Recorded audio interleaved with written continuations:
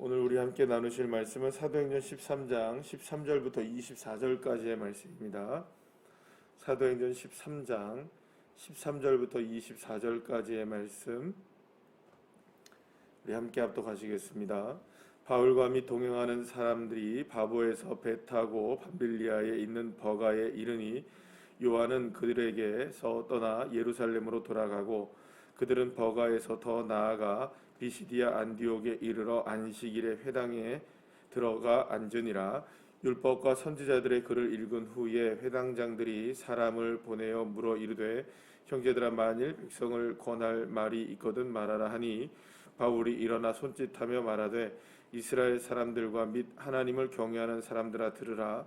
이 이스라엘 백성의 하나님이 우리 조상들을 택하시고 애굽 땅에서 나그네 된 그 백성을 높여 큰 권능으로 인도하여 내사 광야에서 약 40년간 그들의 소행을 참으시고 가나안 땅 7족속을 면하사 그 땅을 기업으로 주시기까지 약 450년간이라.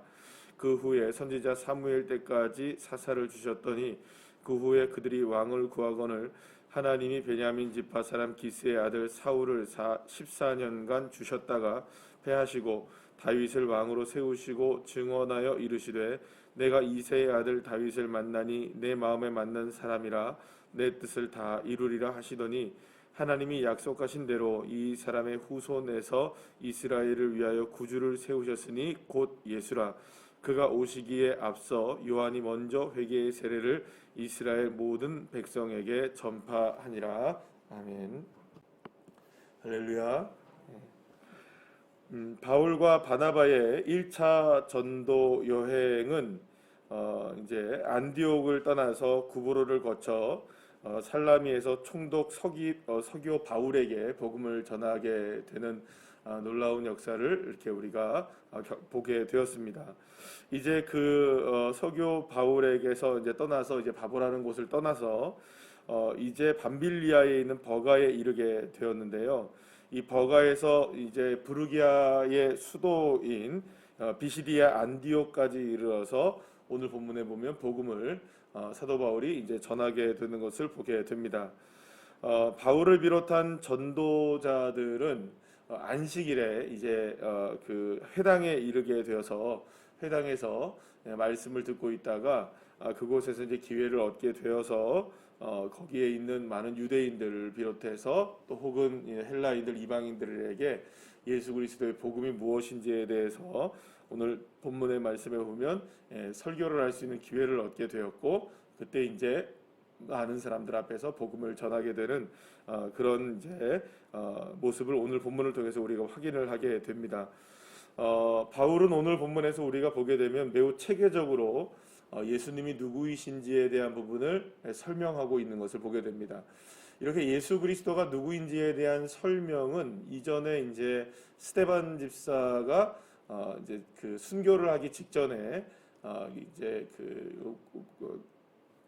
바로 이제 사내들인 공회에서 그가 이제 설교를 했던 내용이 나오게 되는데요. 그 내용도 우리가 이렇게 보게 되면 예수님이 누구인지에 대한 부분들을 아주 구약 시대 때부터 차근차근 하나씩 설명해 나가는 것을 보게 됩니다. 근데 오늘도 우리가 이제 이 본문을 보게 되면은 사도 바울이 예수님이 누구이신지에 대해서 구약에 있는 사건을 비롯해서 이제 차근차근 하나하나를 설명한 것을 보게 되는데요. 이렇게 예수님이 누구이신지에 대한 설명이 구약 시대 때부터 시작되는 것은 바로 이제 그 유대인들에게 구약 시대에 예언되었던 메시아, 특별히 오늘 본문에서 나오는 것처럼 다윗의 후손으로 오실 메시아가 바로 예수 그리스도 예수님이시라는 사실을 분명하게 이제 보여주고 있는 것이라고 말할 수가 있습니다.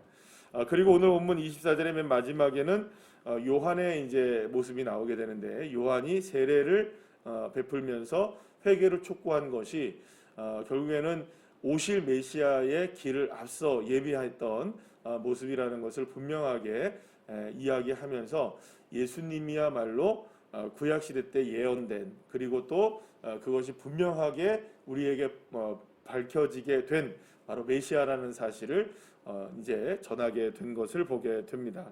자, 이렇게 사도 바울은 이방인들이 모여 살고 있는 지역이었죠. 그곳에 유대인들이 모여 살고 있는 회당에 들어가서 복음을 전하면서 아주 정확하게 구약에 관한 이야기들을 다 이제 섭렵하여 이야기하면서 복음을 전하게 되는데요. 사실은 이때에 나중에 이제 보게 되면 아시겠지만은 여기에 이제 유대인들만 있었던 건 아니고요. 이방인도 함께 섞여 있었던 것 같습니다. 그래서 이제 그곳에서 이방인들에게 오히려 복음이 더 많이 전해지게 되는 것을 보게 되는데요. 어쨌든 오늘 이 본문을 통하여서 우리가 두 가지를 우리가 함께 염두에 두고 생각할 것이 있는데요. 첫째는 예수 그리스도는 우리를 구원하실 분으로 오래전부터 우리에게 예언된 바가 이루어졌다는 것을 우리가 이제 하나를 확인할 수 있게 되는 겁니다. 그러니까 예수 그리스도의 은혜와 구원의 역사는 즉흥적으로 이루어진 게 아니라는 겁니다. 아주 오랜 시간부터 하나님의 치밀한 계획과 연륜 속에서 이것이 이루어진 것이지 그냥 막 어쩌다 하다 보니까 이렇게 그냥 이루어진 것이 아니라는 겁니다. 아주 정확하게 구약의 모든 시간들 속에서 오직 누구를 향해서 이 구약의 역사가 흐르고 있었다는 겁니까? 예수 그리스도를 향해서 흐르고 있었다는 것을 분명하게 우리가 알 수 있는 것이죠. 자, 그렇다면 하나님의 계획 안에서 이 모든 일들이 이루어졌다는 것을 우리가 생각한다면 우리가 이제 한 가지를 우리가 우리의 삶을 이제 적용을 한다면 이렇게 우리가 적용을 할 수 있을 겁니다. 사랑하는 여러분, 저와 여러분에게 있는 모든 일들도 사실은 다 하나님의 연륜과 계획 속에 있다는 것입니다. 우리가 어떠한 상황을 경험하게 되든 어떠한 일들을 경험하게 되든 하나님의 뜻 가운데 있다는 겁니다. 이 세상에 일어나는 모든 일들 속에서 하나님의 뜻을 벗어난 일이 있을까요? 없을까요? 하나님의 뜻을 벗어난 일은 없습니다. 모든 것은 하나님의 통제 아래, 모든 것은 하나님의 은혜 아래 있다는 것을 우리가 분명하게 알 수가 있는 것이죠. 그렇기 때문에 저와 여러분의 이 믿음이라는 것이 바로 그것에 기준하는 믿음이 되어야 되는 겁니다. 다른 것이 아니라 바로 나의 삶의 모든 것들이 하나님의 뜻 가운데 통제되고 있고 하나님의 뜻 가운데 이루어지고 있으며 지금 일어나는 모든 일들 속에서도 그렇기 때문에 모든 일들의 열쇠 또한 누가 가지고 계시는 걸까요? 우리 주님이 갖고 계시다는 겁니다. 왜냐하면 모든 것들의 통제를 누구 안에 있기 때문에, 그러니까 하나님의 뜻 안에 있기 때문에 그것을 이루시고 그것을 또 혹은 막으시고 혹은 열어놓으실 수 있는 분은 오직 여호와 하나님밖에 없다는 것입니다. 할렐루야. 이 믿음이 우리에게 필요하다는 겁니다. 여기서 오늘 본문에서도 우리가 보게 되면 이스라엘 백성들이 이게 유대인들이 회당에 모여 있잖아요. 회당에 모여서 오늘 이 안식일에 회당에 모여서 무엇을 듣고 있습니까? 율법을 이제 듣고 있는 겁니다. 이스라엘 백성들이 율법을 듣고 있었을 때에 그러면 결국 이거는 무슨 말입니까? 구약 시대의 모든 일들이 지금 우리에게도 일어난다는 것을 누가 믿고 있는 건가요? 여기 회당에 모여 있었던 수많은 사람들이 다 그걸 믿고 있었다는 겁니다. 그러니까 이제 바울이 설명할 때 구약의 성경을 가지고 설명을 하는 겁니다. 그러면 근본이 뭘까요? 하나님이 오래전부터 이 모든 약속들을 지켜나가고 계시고 앞으로 이스라엘 백성들을 향해 또 혹은 인류를 향해 유대인들을 위하여 메시아가 오신다는 사실이 구약에 이미 예언됐다는 사실을 여기에 모여있는 사람들은 다 믿고 있었다는 겁니다. 그러니까 결국에는 이 믿음이 예수 그리스도를 받아들일 수 있는 근본이 되었다는 것을 우리가 확인할 수 있게 되는 것이죠. 그렇기 때문에 다시 한번 말씀드리지만 저와 여러분의 삶 가운데 이루어지는 모든 일들도 단순하게 그냥 어쩌다 보니 이루어지는 일이 아닙니다.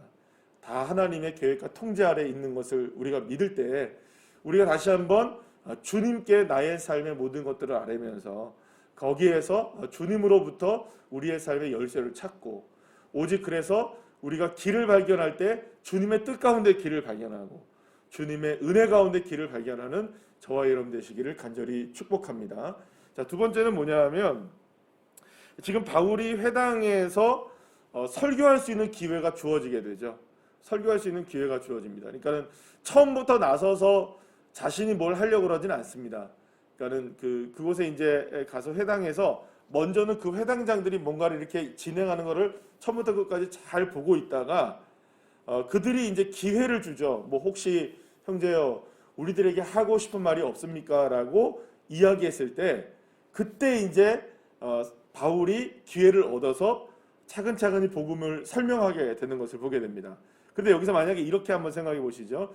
기회가 주어지기 전에 만약 먼저 바울이 나서서 할 수도 있었을 거 아니에요. 왜냐하면 그들의 이야기를 듣는 것보다 무엇이 더 급하다고 생각하니까, 내가 예수 그리스도를 전하는 게 급하다고 생각하니까 먼저 전할 수도 있는데 끝까지 기다립니다. 그죠? 기다리다가 기회가 주어졌을 때 놓치지 않는 거예요. 여기서 우리가 하나의 신앙의 하나의 모범을 우리가 배울 수 있게 되는데요. 하나는 뭐냐 하면 하나님께서는 기다리는 자에게 기회를 주신다는 겁니다. 그리고 그 기회를 놓치지 않을 때 하나님은 반드시 역사하신다는 겁니다. 그래서 기회가 주어지는 그때까지 우리가 묵묵히 기다리고 있어야 되는 믿음이 우리가 필요한 겁니다.